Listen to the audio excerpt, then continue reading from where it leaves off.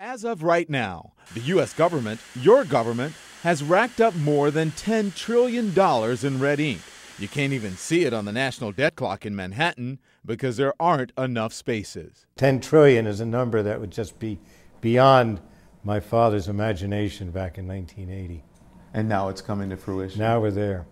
Real estate developer Douglas Durst is the keeper of the clock. His father, Seymour Durst, first conceived of it during the 1980s, when the national debt, then $1 trillion, began to grow under President Reagan. Since then, the debt has grown so rapidly, the clock has been overhauled 3 times, and now needs to be overhauled again. Helena Durst is Seymour Durst's granddaughter. We're in a crunch to change the debt clock as fast as we can and to add an extra digit and do what we can. But we wanted to look, we've been looking at making the debt clock flashier, getting people's attention on it, really being able to explain the problem a little bit more than what was limited to us when we first built the clock. The Durst family takes little joy in shoving all this red ink in the faces of New Yorkers each day.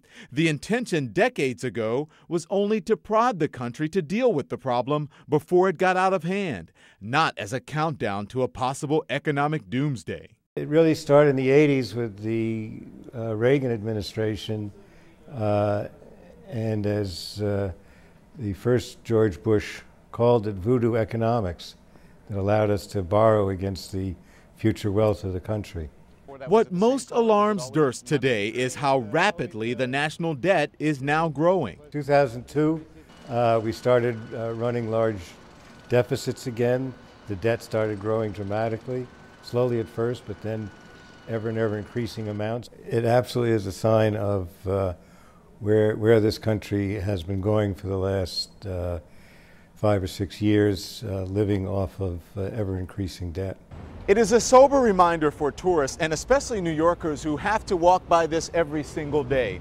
And by the time it takes me to walk from there to the camera, which is about 20 feet, our national debt has risen some $12, $13, $14,000, 15 and counting. I try not to look at it. Sometimes I try and come to the other side, but it's kind of one of those like car crash things where you can't look away. It's just so awful. You have to look. I see an empire falling. And I'm sad because this is my country. This is my home. And I love it. And I don't want it to go down this road. I really don't. But for now, the clock is ticking.